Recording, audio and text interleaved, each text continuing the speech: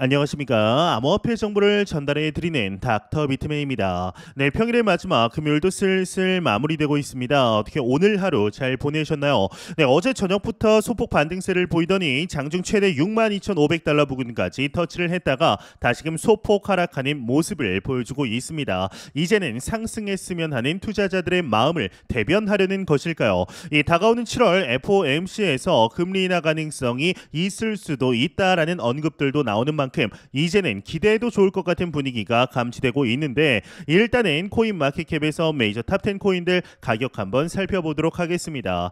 네, 일단 시가총액 1위의 비트코인의 경우는 0.97% 상승한 61,300달러대 나타내고 있습니다. 이외에 이더리움은 1.75% 상승한 3,428달러대, BNB의 경우는 1.05% 상승, 솔라나가 크게 상승을 하였습니다. 6.93% 상승한 145달러대에 나타내고 있는데요. 상단에 비트코인 더미넌스 한번 보도록 하겠습니다. 비트코인 더미넌스의 경우는 53.1%, 이더리움 더미넌스는 18.1%를 나타내고 있네요. 네, 현재 미 대선 TV 토론이 끝나면서 각종 리뷰들 나오고 있습니다. 이제 전반적으로는 트럼프의 승이다라는 평이 좀 나오고 있는데, 그도 그럴 것이 이번에 바이든 대통령이 말을 버벅거리면서 제대로 잊지 못하는 모습을 보이며 신뢰를 더 떨어뜨리게 된 것인데요.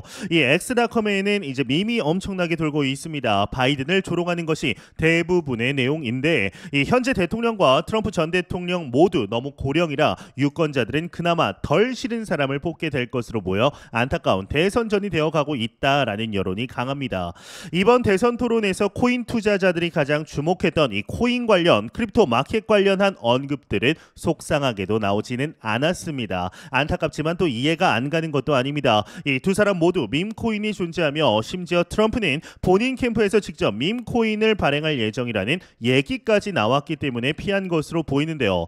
이 미 대선 TV 토론이 회를 거듭하게 되면 점점 비트코인 관련된 언급들도 불가피하게 나올 수밖에 없을 것으로 보입니다. 이제 다만 스탠스에 관해서는 변화가 감지되고 있습니다. 이 바이든 캠프에 코인베이스 고문이 들어갔다라는 이야기가 나오게 된 것인데, 이 크립토 투자자들이 많고 비트코인과 이더리움 현물 ETF까지 거의 승인된 마당에 굳이 바이든이 코인에 척을 질 이유가 없는 것이죠. 이제 물론 그간의 비판적인 태도에 대해서는 충분히 인정은 하지만 이미 마켓은, 시장은 형성되어 있고 미국은 결국 달러를 위해서라도 비트코인을 품어야 하는 처지인 것인데요.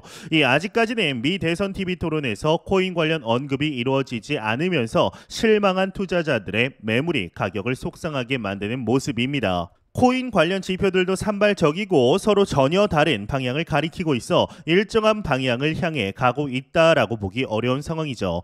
다만 큰 흐름을 보았을 때는 고래들, 그러니까 채굴자들의 비트코인 물량이 나오는 정도가 점점 줄어들고 있습니다. 비트코인의 장외 거래 물량이 늘면서 마켓에는 점점 더 물량이 줄어드는 모습이 가속화되고 있는 것인데요.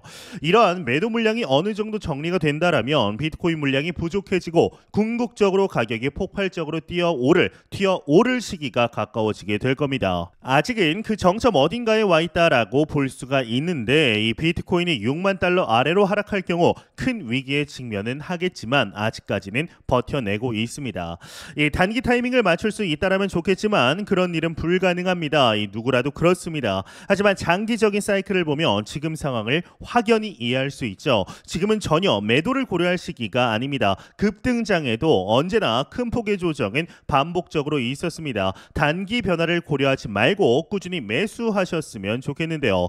어제이죠. 하나의 소식이 나오게 되었습니다. 바로 바네크사에서 솔라나 ETF를 만들겠다며 미국 증권거래위원회이죠. SEC의 신청서를 제출하게 된 것인데, 이 신청서의 경우는 미국에서 솔라나 ETF를 출시하려는 첫 발걸음입니다. 왜 세계 최초가 아니라 미국에서 처음이라고 하냐면, 이제 얼마 전 캐나다의 3IQ 코퍼레이션에서 북미 최초의 이제 솔라나 ETF를 신청했기 때문입니다. 이제 3IQ 코퍼레이션이 신청한 ETF가 승인될 경우에는 이 토론토 증권거래소에 상장이 될 예정인데요. 이 글로벌 1위 자산 운용사이죠. 블랙록 또한 현재 솔라나 현물 ETF를 다음 스텝으로 준비하고 있다라는 사실을 밝히게 되었습니다. 하지만 많은 분석가들이 이번 바네크사의 솔라나 ETF 신청을 두고 다소 좀 힘든 길을 걸어가리라라고 것이라고 예상을 하고 있는데요. 이 블룸버그 ETF 전문가죠. 제임스 쉐이파트의 경우는 11월 대선이 끝나고 새로운 정부가 들어와야 승인이 될 것으로 보고 있습니다. 이 승인이 낮은 이유에 대해서는 SEC가 솔라나를 증권으로 명식적 규정을 했기 때문인데 현 행정부에서는 이를 철회하지 않을 것이라는 것이죠. 이게 무슨 말이냐? 이는 1년 전 이제 SEC가 바이낸스를 소송하면서 솔라나를 포함한 11개의 암호화폐 시장을 문제 삼았을 때 발생을 하게 되었는데요. 이 증권 여부를 판단하는 하위 테스트에 따르면 누군가가 이 공동 사업에 돈을 투자하고 타인의 노동으로부터 이익을 기대하는 경우는 SEC는 해당 자산을 증권으로 선언할 수가 있습니다. 물론 이에 대해서 솔라나의 개발자의 경우는 명백히 이 솔라나는 상품이다라고 반박하게 되었지만 현 규정상으로는 상품으로 지금 증권으로 취급을 받고 있는 것이죠. 그럼에도 이번 바네크사의 솔라나 현물 ETF 신청권은 절대로 무시할 수가 없는 사건이며 이 메이저 알트 ETF를 위한 새로운 활로임에는 부정할 수 없는 사실인데요. 이렇게 이 솔라나 관련하여 자료를 찾다가 엄청난 프로젝트를 발견했습니다. 바로 솔라나 VM이라는 프로젝트입니다. 이 솔라나 VM을 간단하게 설명드리면 이더리움 앱들을 솔라나에서 이용할 수 있게 해주는 브릿지 프로젝트다라고 보시면 되는데 이더리움의 경우는 정말 많은 디파이 프로젝트들이 있지만 아직까지 속도가 그렇게 빠른 편이 아닙니다. 하지만 솔라나 VM을 이용하여 답답했던 기존 속도의 향상을 가져올 뿐만 아니라 이러한 빠른 속도를 강점으로 이더리움과 솔라나의 간극을 메우는 데 초점을 맞추는 브릿지 프로젝트다라고 보시면 되는데요. 이 여태까지 제가 찾은 ICO 프로젝트들 중에 이러한 메인넷들의 이제 브릿지 프로젝트는 단 한 번도 없었기 때문에 개인적으로도 더욱 기대가 되고 있습니다. 이제 저 또한 당연히 투자할 예정인데 이제 현재 솔라나 VM이 여기 보시면 190만 달러 이상을 조달한 것으로 전해지고 있는데요. 하지만 실제로 공식 홈페이지 솔라나 VM의 공식 홈페이지에 들어가 보게 되면 확인해 보게 되면은 240만 달러 이상을 조달한 것을 확인할 수가 있습니다. 이제 이틀 뒤면은 다음 단계로 이제 가격이 넘어가 올라가게 되는데요. 이 관심 있으신 분들이 있으실 수 있으니 영상 설명란과 고정 댓글창에 공식 홈페이지 링크 남겨 놓았습니다. 조만간 솔라나 VM에 관해서 좀 더 자세하게 영상을 제작해 보도록 하겠습니다. 이제 이와 더불어서 솔라나의 가격적인 측면 현재 가격 대비 8.9배 상승 가능하다라는 분석이 나왔습니다. 자세한 내용 함께 보도록 하겠습니다. 네, 헤드라인을 한번 보도록 하겠습니다. 헤드라인을 보게 되면 솔라나 180달러 장벽 넘을 수 있을까? 솔라나 현물 ETF 승인 가능성 최대 8.9배 급등 예상한다. 헤드라인 아주 멋지게 장식이 되어 있습니다.